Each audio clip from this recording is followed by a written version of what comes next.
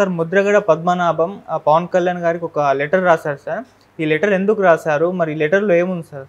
యాక్చువల్గా పవన్ కళ్యాణ్ మొన్నటి వరకు 50 నుంచి 60 సీట్లు అడుగుతారని, కనీసం 40 అయినా ఇస్తారని, వరస్ట్ అంటే 30 అయినా ఇస్తారని చాలామంది అనుకున్నారు.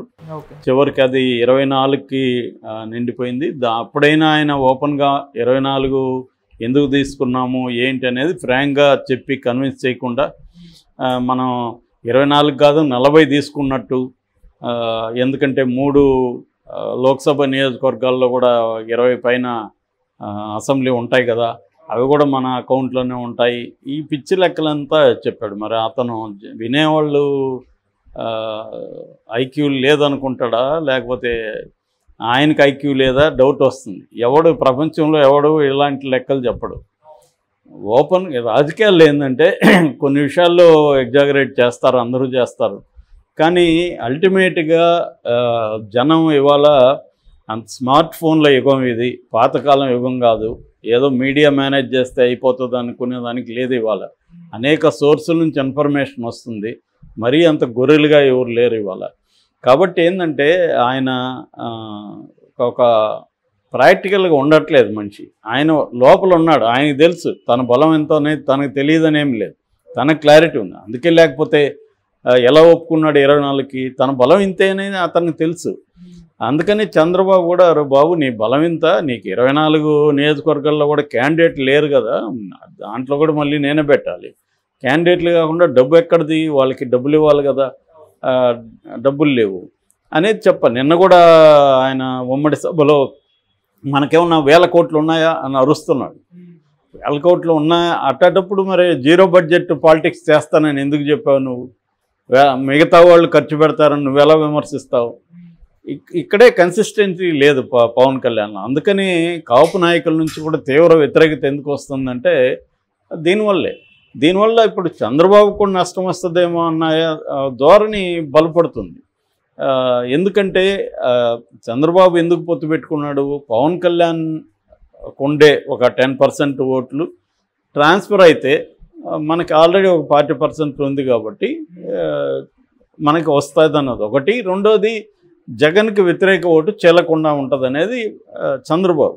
ఎందుకంటే ఆయనకు అనుభవం ఉంది, ఆయన ప్రతి విషయాన్ని క్షుణ్ణంగా ఆలోచించి చేస్తారు.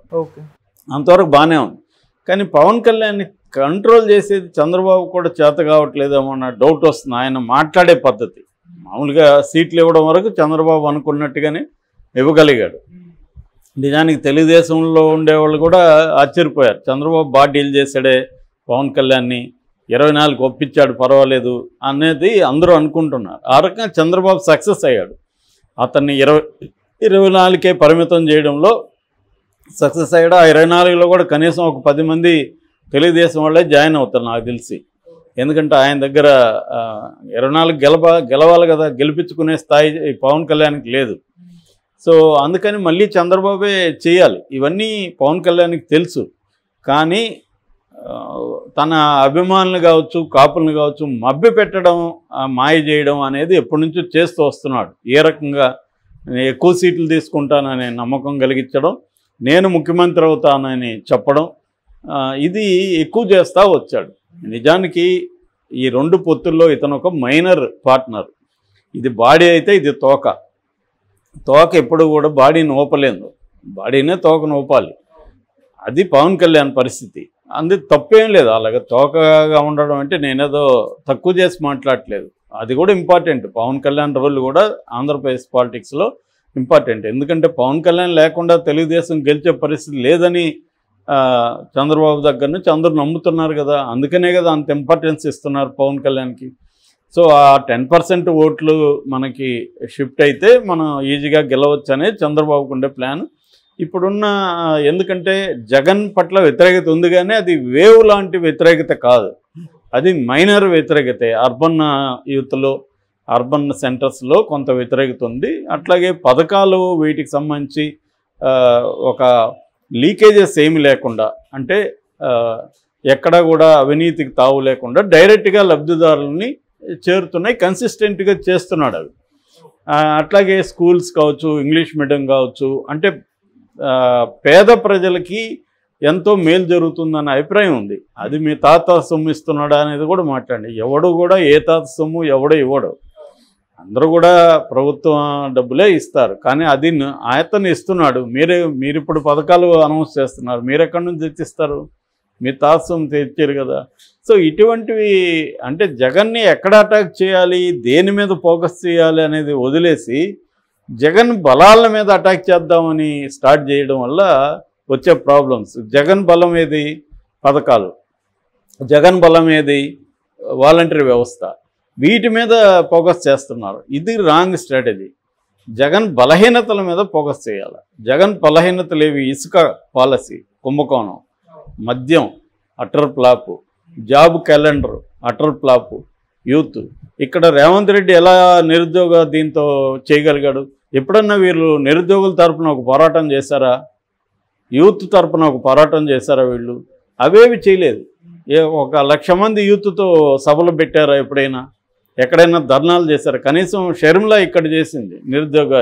ఇవేవి చేయకుండా ఒట్టి జగన్ని సైకోని అదని ఇదని చెల్లిని గోడకు కొట్టాడు అని చెప్పాడు. నువ్వు చూసావా గోడకు కొట్టాడు?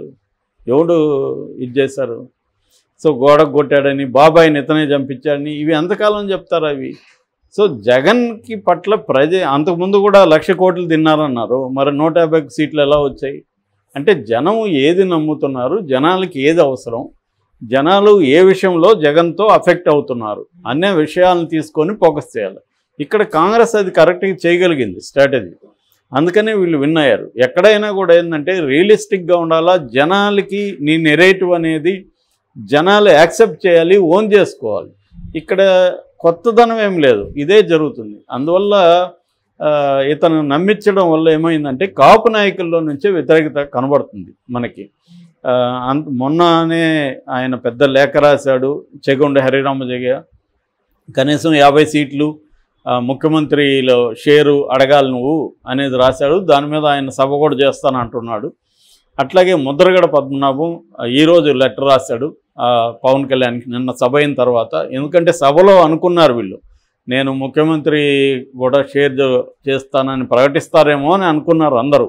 ఎందుకంటే ఫస్ట్ ఉమ్మడి సభ కాబట్టి ముఖ్యమంత్రి వాటా ఉంటుంది అనేది చెప్తారేమో. ఎందుకంటే 24 సీట్లు అనేది ప్రజల్లో వ్యతిరేకత ఉంది, కాపుల్లో అభిమానుల్లో వ్యతిరేకత ఉంది కాబట్టి దాన్ని పోగొట్టడానికి పవన్ కళ్యాణ్ ఈ స్టేట్మెంట్ ఇస్తాడేమో అనేది అనుకున్నారు చాలామంది. కానీ ఏమీ ఇవ్వకుండా 24 గొప్పదనాన్ని వశిష్ఠుడు, విశ్వామిత్రుడు, గాయత్రి మంత్రం ఇవేవో పిచ్చివన్నీ చెప్పాడు. అది ఎవరికి ఏం అర్థమయ్యేది లేదు. 24 గొప్పదనం ఎవరికి కావాలి సంఖ్య? నువ్వు ఎందుకు 24 తీసుకున్నావు చెప్పాలి. కానీ నువ్వు రేపు చెప్తున్నా నీకు 0 ఇస్తే కూడా 0 గొప్పదనం అని చెప్పచ్చు.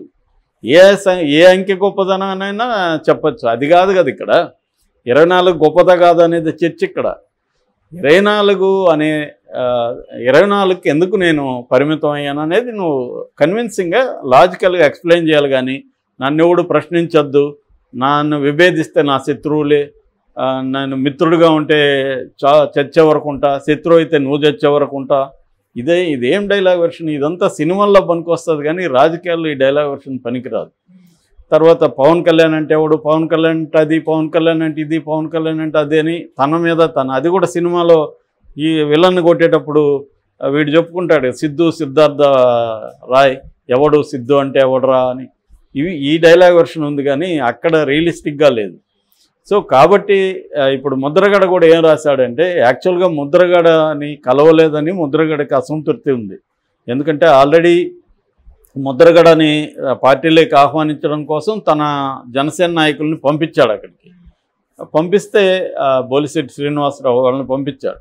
పంపించినప్పుడు ఆయన చేరడానికి ఇష్టపడినప్పుడు ఈయన వెళ్ళి మాట్లాడితే బాగుంటుంది, ఆయన పెద్ద నాయకుడు కాదు కాపు నాయకుడు అనుకుంటే ఈయన వస్తానన్నాడు, రాలేదు. నెల గడిచిపోయింది. దాంతో ఎవరో అడిగితే వస్తే ఒక నమస్కారం, రాకపోతే 2 నమస్కారాలు అని సెటైరికల్గా ఆయన అన్నాడు. ఇప్పుడు ఆయన లెటర్ రాశాడు పవన్ కళ్యాణ్కి, కనీసం మీరు 50 సీట్లు 2 ఏళ్ల పాటు అయినా ముఖ్యమంత్రి అడుగుంటే బాగుండేది అనేది ఆయన. కనీసం 1 సంవత్సరం ముఖ్యమంత్రిగా ఉంటాడు అనేదన్నా వాళ్ళు ఆశించారు. సరే అతని నిజానికి అతని బలానికి అతనికి ముఖ్యమంత్రి ఇవ్వడం కరెక్ట్ కాదు, నో డౌట్ అది. కానీ వాళ్ళు ఎందుకు ఆశిస్తున్నారు? నువ్వే కల్పించావు వాళ్ళకి.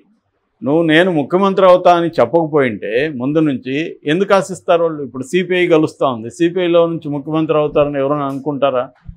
ఎవరు అనుకోరు కదా. పొత్తులో ఉన్నప్పుడు ఏమవుతుందంటే ఈ చిన్న పార్టీ ముఖ్యమంత్రి అవుతారని ఎవరు ఆశించరు, ఏ వర్గం కూడా ఎక్స్పెక్ట్ చేయదు. కానీ ఇతనే చెప్పడం వల్ల అభిమానుల్ని సంతోషపరుద్దామని చెప్పాడు. అది రాంగ్ స్టెప్, ఒక ఫాల్స్ హోప్ క్రియేట్ చేశాడు. సో ఇప్పుడు ముద్రగడ లేక వైరల్ అయింది. ముద్రగడ ఏమంటున్నాడంటే కనీసం నువ్వు ఒక 50 సీట్లు ఒక 2 ఏళ్ల పాటు ముఖ్యమంత్రి అడుగుంటే బాగుండేది, నువ్వు అది చేయలేదు. ఇప్పుడు 24 సీట్లు తీసుకున్నావు, 24 సీట్లు తీసుకున్నాక ఇంకా నాకేమిస్తావు నువ్వు, నా అవసరం నీకు లేదులే అని చెప్పాడు. ఎందుకంటే 24లో ఇంకా వేరే వాళ్ళకి ఏమిస్తాడు ఈయన? అందులో కూడా ఎట్లాగూ చంద్రబాబు కొంతమందిని పంపిస్తాడు. ఆల్రెడీ ఇప్పుడు చంద్రబాబు లిస్టులో 7 మంది కాపులు ఉన్నారు. సో కాబట్టి కాపులకు కూడా పెద్ద ఎత్తున దీంట్లో ఏమీ వచ్చే ఛాన్స్ లేదు. ఎందుకంటే 21 మంది కమ్మాస్ ఉన్నారు 94లో, ఇంకొక 57 వాళ్ళు అన్ని కలిపి ఒక 30 మంది కమ్మాస్ వచ్చే అవకాశం ఉంది.